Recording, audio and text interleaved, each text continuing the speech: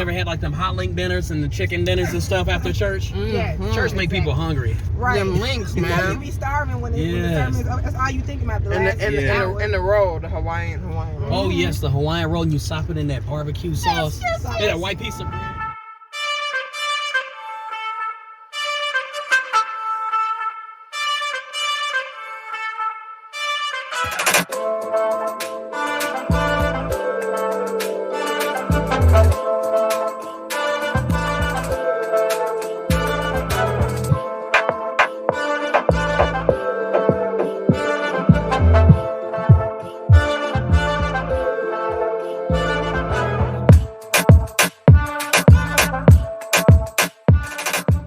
I don't know if y'all can hear me.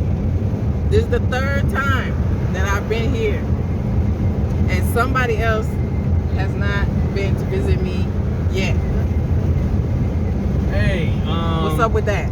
Hey, I'm the type of cat where things have to be in place before I go out and I do things to, for fun. I feel you. You know what I'm saying? That's why I haven't been here in a year. But hell, you've been here a few times already, so apparently you done got to where you needed to get to.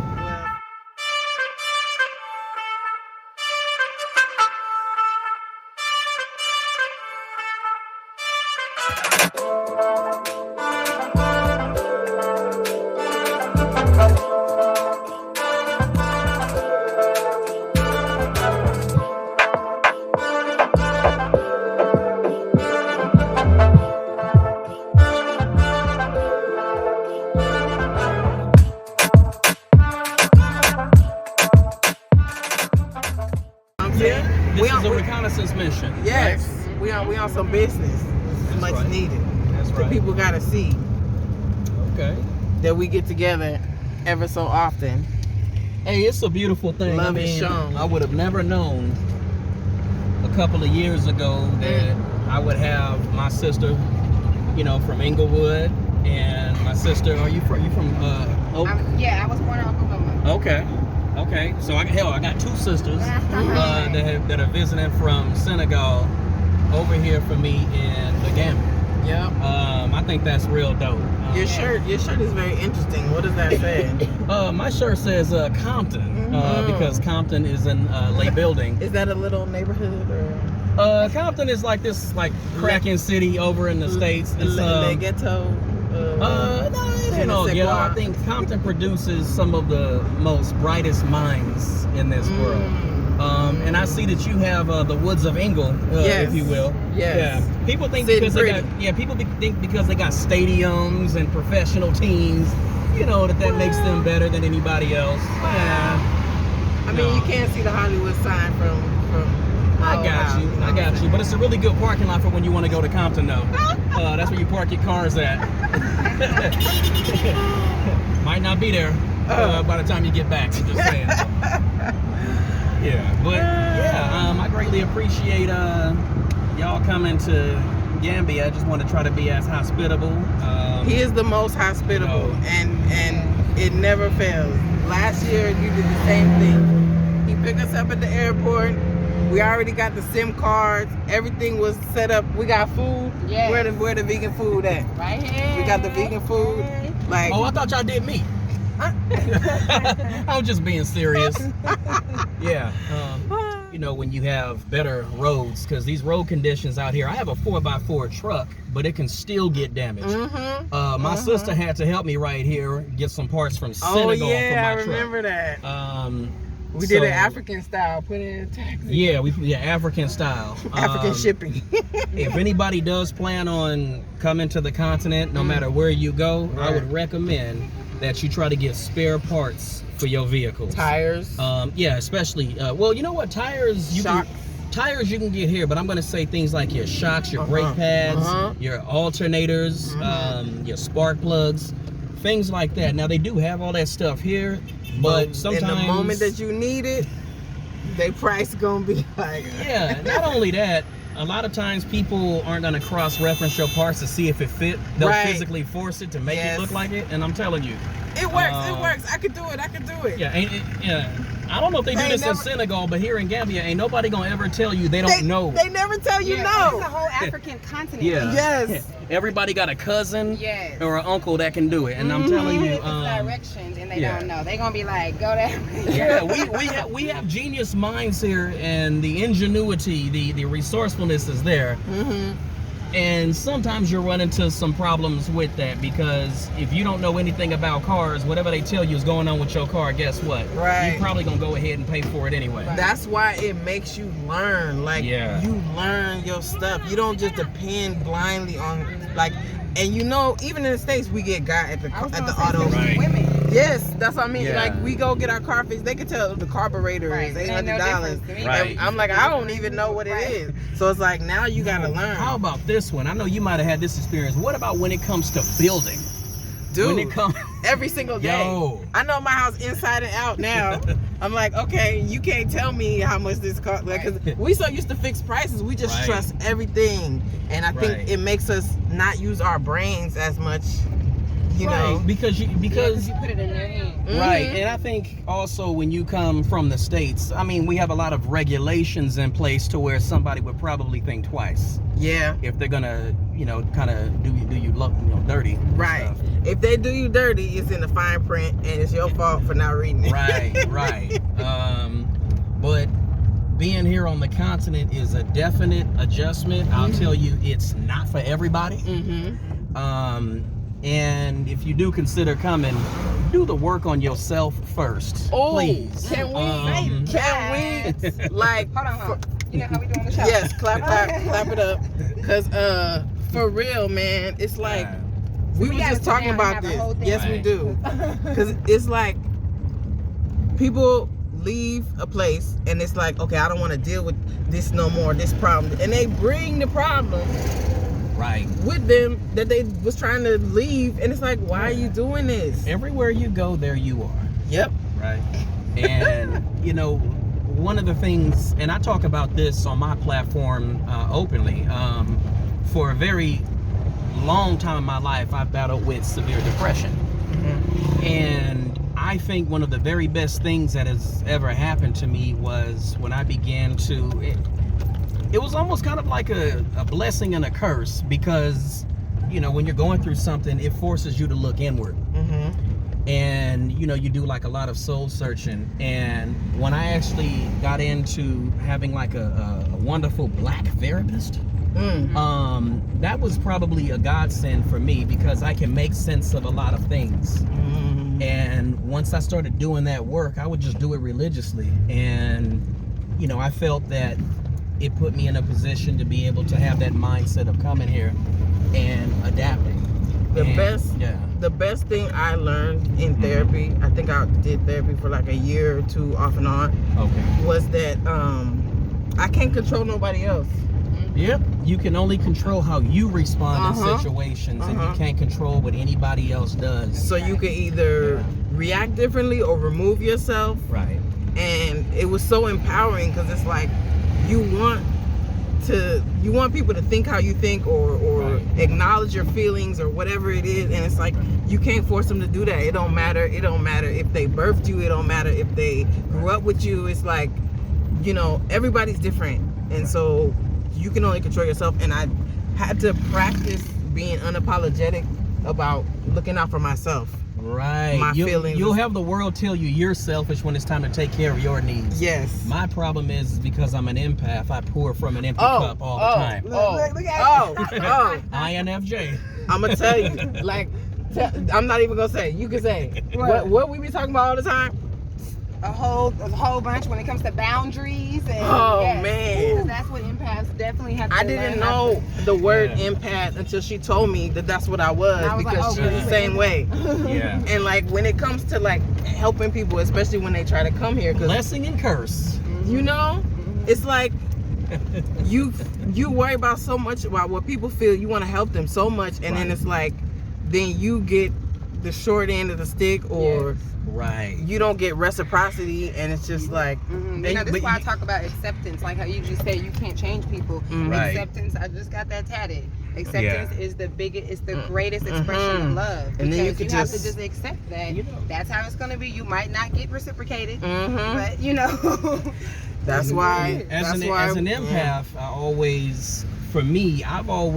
I had to, again, look at myself. It was self-reflection, and I had to learn that I think I was in the business of collecting red flags. And I thought that, you know what, if I care enough about people to love them and care about them right through something, you know, because my thing is, if you show someone unconditional love or regard, you know, you don't do it to get anything in return, but you sometimes would like to. You would hope that it, you know what I'm saying? So, I think with me, I was just, I thought the more I could understand my feelings and express them, then the other person will understand, either acknowledge, apologize, whatever, or change their behavior.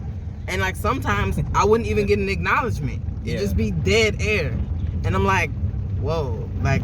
And I have to tell myself, okay, this person may be nice in other ways, but right now they don't care. Or right now this is not important to them. And I got to adjust what I'm going to do for me. So it's like... That's the big difference between empaths and everybody else, is that we are connected in a different way. So people are really disconnected, like just not there. Somebody can message me and say, I'm landing in Senegal tomorrow. My gut... Okay, what you need, like, I wish you told me sooner, so I could, and I'm like, Aisha, they didn't ask for nothing. Right. So don't assume, and don't put yourself, like, you know, through too much to, like, because then you're gonna tire yourself out or burn yourself out, and it's like, okay, I gotta take a step back and be like, okay, cool. Yeah, you know, I think see you when I see you sometimes we get guilty of expecting that people have the same level of caringness. Yes. And one thing that's really dangerous for an empath is a narcissist. Oh! We should be on three-way every time we be talking. Like, yo, that right there is... Oh my gosh. Yeah, that's the very worst. I'm having a spiritual moment right now. This is like literally what we talk about all the time. Okay. Oh my gosh. And for me, you know, I have very thick skin. I did law enforcement for 14 years. So naturally you have to have thick skin. Environments that you come from, you have to have thick skin.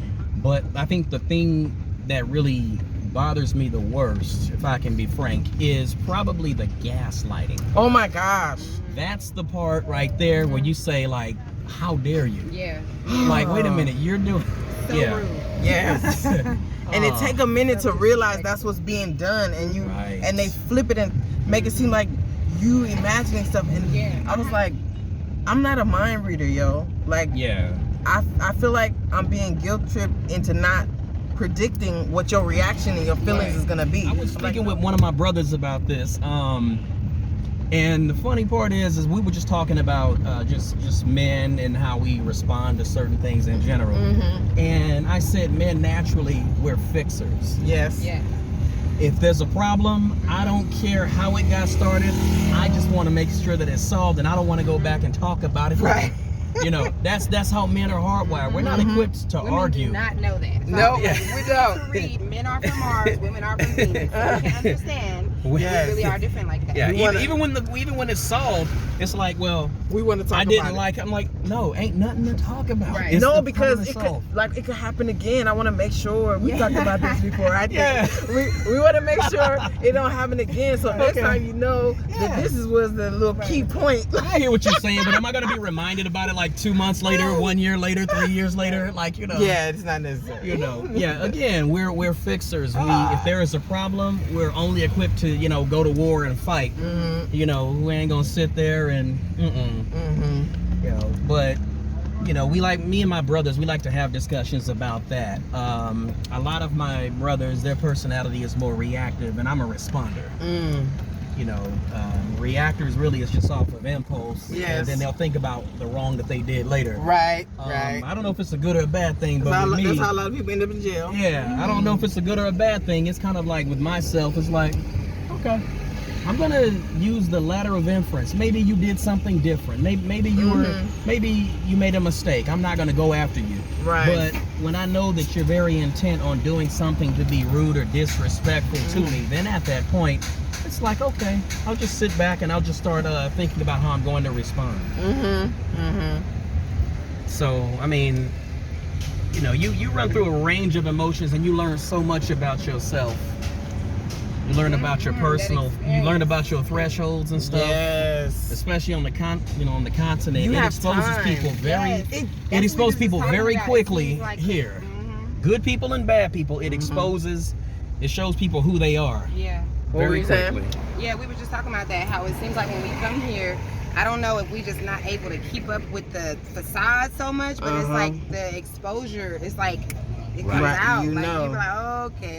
And we really do be bringing our baggage, all our stigmas and our judgmental or just trauma. Yeah. Right. It's a lot of that.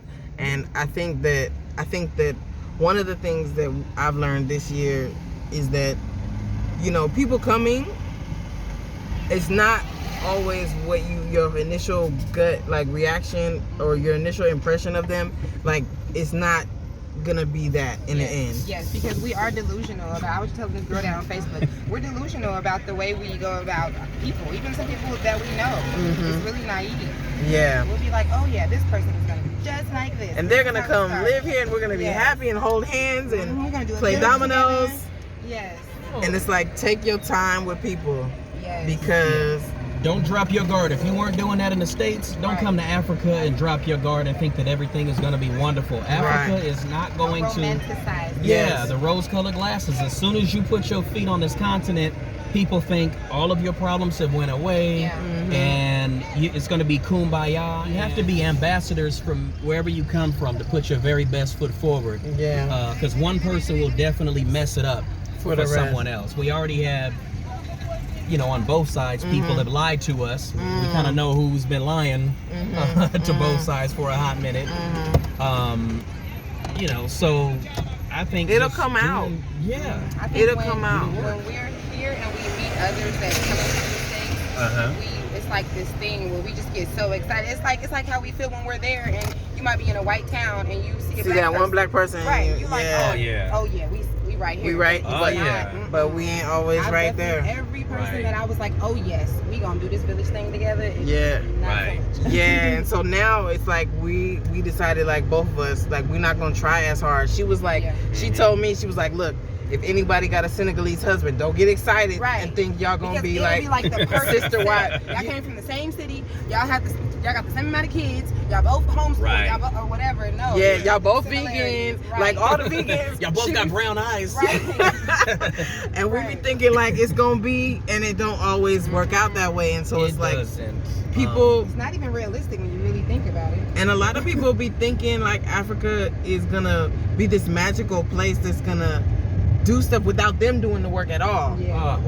And then they get here and they're like, oh, it's trash on the ground. Oh, it's this. Yeah, you do have to socialize. Yes. You do have to be polite and go out and in order for you to make it. People be coming to Senegal to talking about, don't nobody speak English. Right. Oh my gosh, they need to do that. And it's like, don't nobody need to do anything. You know what I'm saying? Did you do your Duolingo? Did you? Exactly. Did you study? It depends on what you want. If you want to come someplace where you don't, if you're not into learning a new language, then okay. Going to a foreign country when you don't speak the language is not for you. But if you're okay with that, if you're on that, if that's something that you want for yourself or your kids, then yes. And Senegal don't lie to yourself. Speak English. Yes. But it's like you can't expect people. It's like people, I think, I think some of us, our colonizer starts coming out. Yes. That's exactly what happened. Kind of unconsciously, right? Yes. Yeah. Yeah. And you know what, you brought up a pretty valid point on that. One thing that I also say, I know on my platform, is that, and this is for many of us that come from the diaspora, is for whatever reason, if it was spiritual, if the ancestors brought you here, if you just wanted to try a new lease at life, I always tell people you don't need permission to be African. Because when you come to a place like this, you will be a fish out of water. Yes, you might have the same complexion. Yes, people might know that you do come from somewhere in Africa, but based on where you were born and perhaps what your lifestyle may have been, you have a lot of assumptions that you had it better. Like, there's a term that people hear anytime people, you know, see like a person from the diaspora, if you're a male, it's like, hey, big man. And I don't like that term, big man, because to them it's a term of respect. But at the same time, you don't elevate anybody above you. I'm in your country.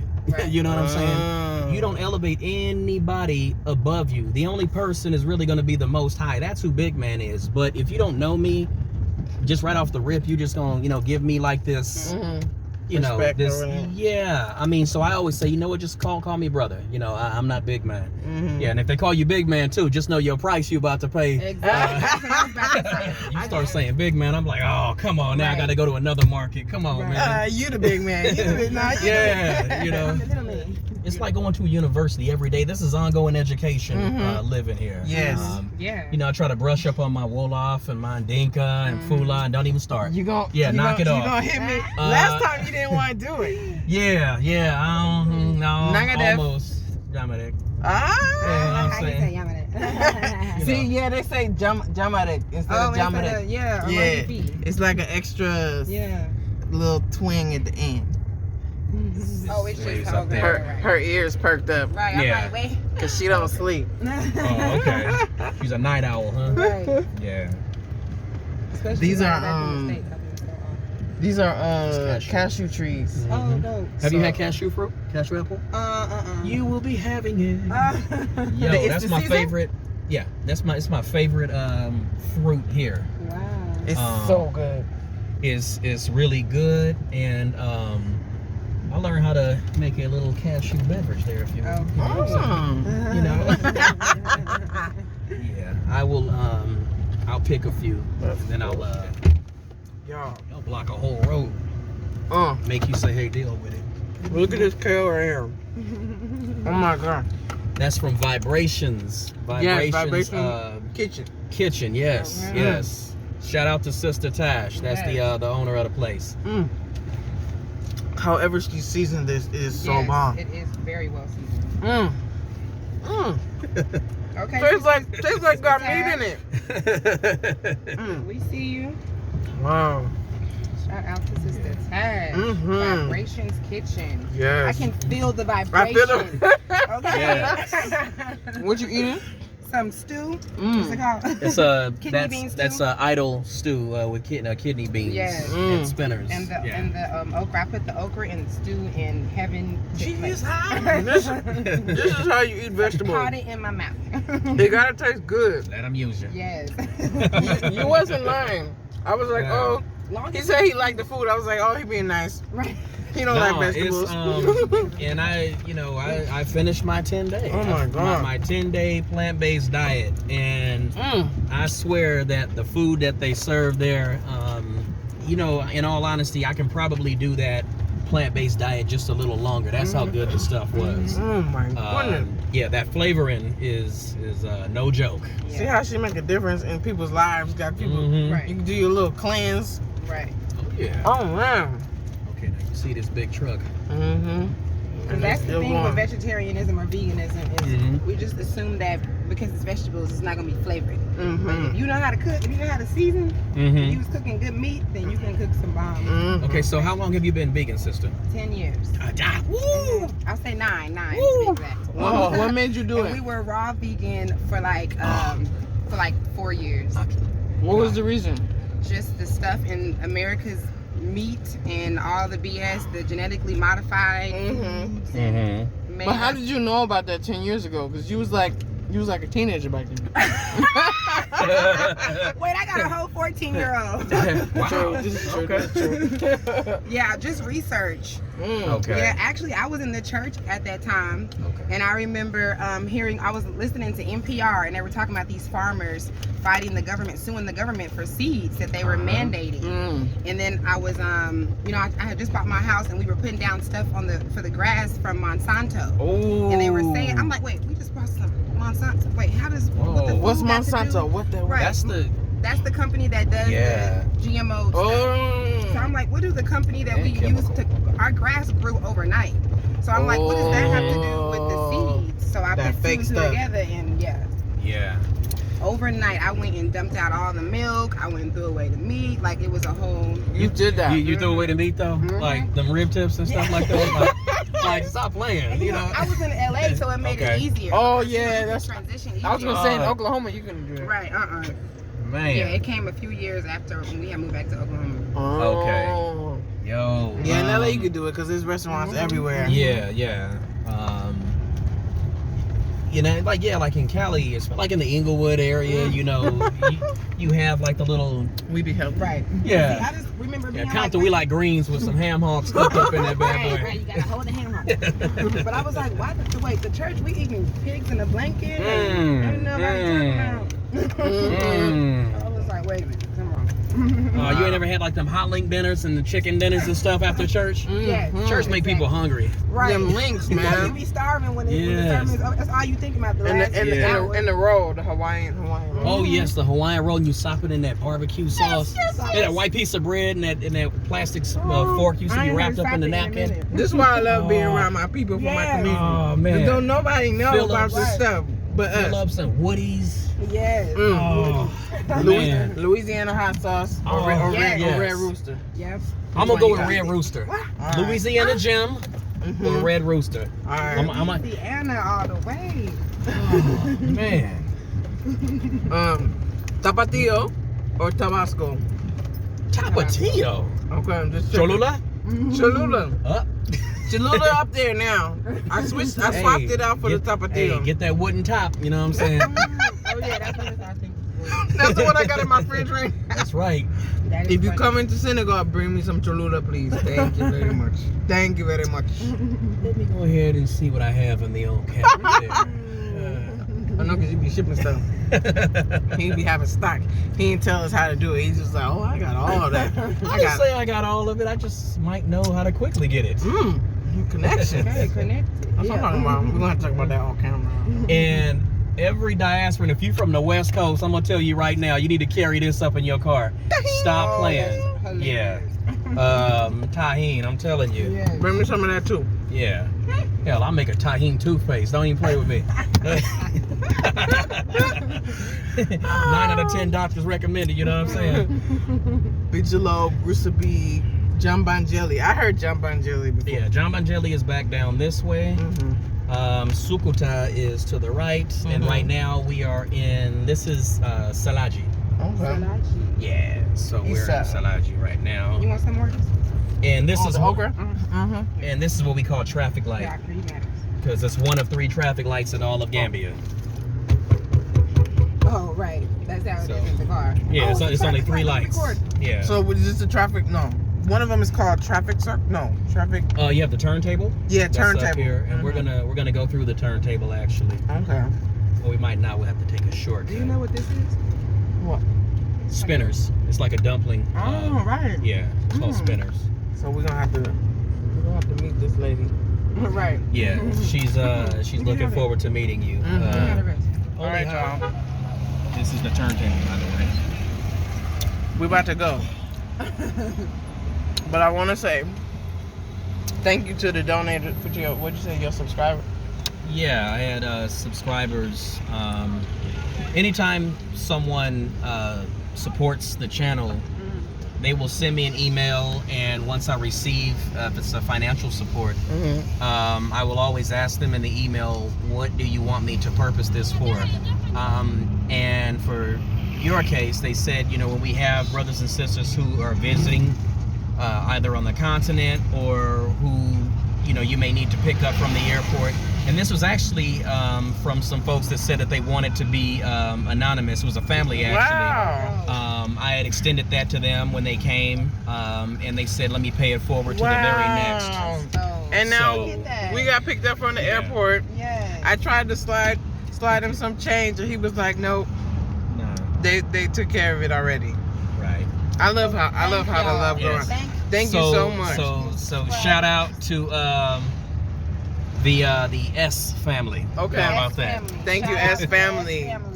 You don't know how much this means. What's your YouTube channel name again? The Melanated Mr. Mosley. Melanated Mr. Mosley. Thank Yeah. you to his subscribers. Yes. Looking out, family. Hey, do y'all know who I'm with right now? Wow. Nobody. Afro Millennial Momma and Daylight. So, Look at that. me, Look at myself, and I. You know what I'm saying? Wow. This is crazy. All right, I'm gonna holler at y'all. He told me I gotta put my phone down before somebody Right. So let me Keep focus your head on the this. swivel still. Focus on this. Yes. Focus on this. Vibrations kitchen. Right. Feeling the vibration. Hard food. I'll see y'all later. Peace out. Black people, we the coolest, we the baddest, we the flyest, we the realest. I love y'all. Peace.